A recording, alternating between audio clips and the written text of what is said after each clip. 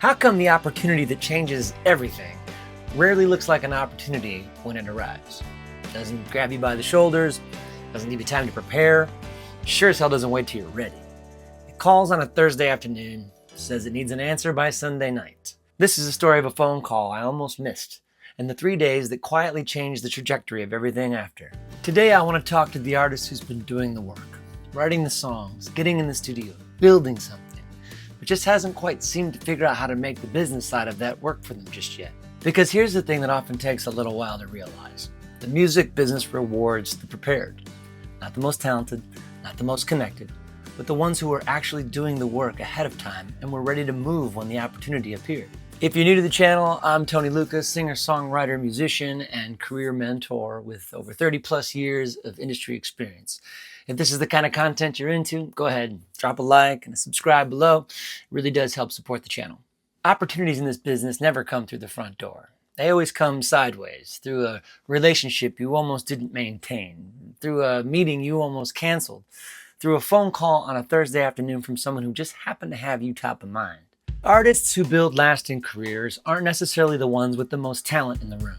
They're the ones who made sure they were in the room in the first place and stayed long enough for the right moment to find them.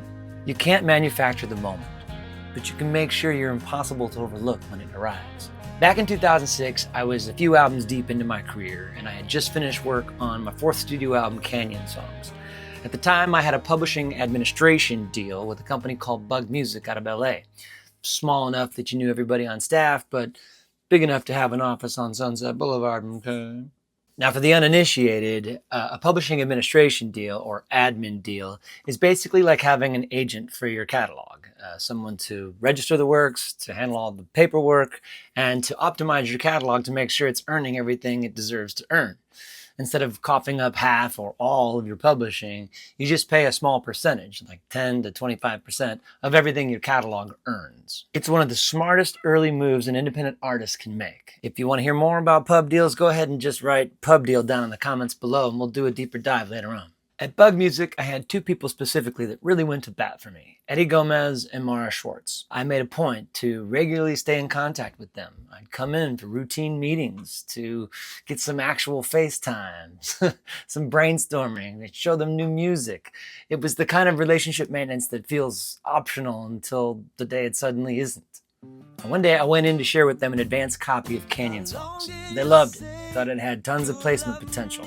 We talked about which TV shows might be a good fit, which music supervisors might get it. It was really just another meaningful face-to-face meeting. Shortly after I left, a request came across Mara's desk. It was from Liza Richardson. Liza was the original music supervisor for the Friday Night Lights feature film. And when the creators decided to do a TV series, they brought Liza back to handle the music. Good call, fellas. You see, Liza had a problem. In cutting together the finale of one of the episodes, the director fell in love with the Bright Eyes recording of an old Daniel Johnston song called Devil Town. Beautiful recording, perfect for the scene, only one problem. Conor Oberst, aka Bright Eyes, doesn't license his music to film and television. It's not his thing. So the producers tasked Liza with finding a sound-alike version. Basically the same song, same feel, same emotional DNA, but a new recording that they could actually license. You've heard these in commercials and video games and TV shows. The idea is to get the familiarity without the astronomical licensing fee.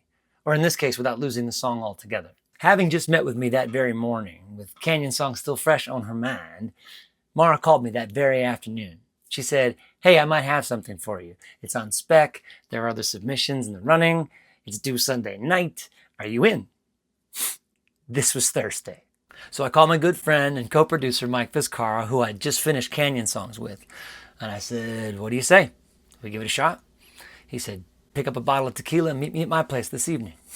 We spent the next 3 days recording, mixing, mastering our version of Devil Town. Sunday night, we handed it in.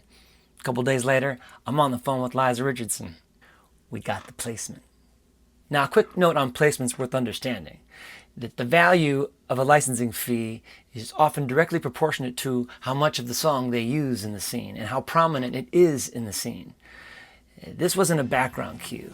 This was a full emotional montage at the end of an episode, the climax, 2 minutes of a 3-minute long song. It's the kind of placement that has an impact. It had such an impact that they decided to use it again for the season 1 finale. And let's just say between those 2 placements, Mike and I both understood that something had shifted, that things were going to be more than a little different going forward. The scary yes is almost always the right yes. The opportunity that asks more of you than you feel ready to give is usually the one worth saying yes to. My version of Denville has become one of my most streamed and Shazam songs. 20 years later, it became an anthem for the show's cult-like following. It introduced an entire new generation to the genius of Daniel Johnston. It even brought Bright Eye's version back into prominence. But more than any of that, it's a reminder of what's possible when you stay in the room, maintain the relationships, do the work ahead of time, and say yes when Thursday calls. So here's what I'd actually suggest you take from this. You see, my meeting with Mara and Eddie that morning wasn't anything strategic. I wasn't angling for anything specific. I was just showing up, maintaining the relationship, showing new work, staying visible. That's it. And that single habit of staying in the room with the people who can make things happen is what put me top of mind when the call came in 4 hours later. Who are the people in your career ecosystem that you haven't been in touch with lately? Not to ask for anything, just to show up. Schedule one of those conversations this week. The admin deal I had with Bug wasn't something I had to scramble to put together when the opportunity came. It was already there. The relationships were already there. The co-producer, the studio access, the session musicians, they were all there. All I had to do was say yes, pick up a bottle of tequila. What infrastructure do you have in place right now that's ready to move when your Thursday call comes? If the answer is not much, that's where you put your energy, in being prepared for the opportunity, not waiting for it. As the hip-hop and fashion mogul Nipsey Hussle once famously put it, stay ready, so you ain't got to get ready. This year marks the 20th anniversary of that placement. 20 years of streams, of Shazams, of Friday Night Light fans finding that song for the first time and sending me a message about it. And all of it traces back to a Thursday afternoon phone call, a 3-day recording session, and a yes that could just as easily have been a no. Tell me about your Thursday call.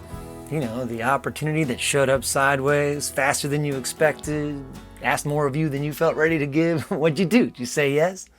Drop it in the comments. It's my goal with this channel to provide as many helpful insights as I can from 30 plus years in the music business. If that's the kind of content you're looking for, go ahead and subscribe. If you'd like to dive a little deeper, go ahead and click on the mentorship email address in the description below. I'd love to hear from you. In the meantime, take care. We'll see you next week.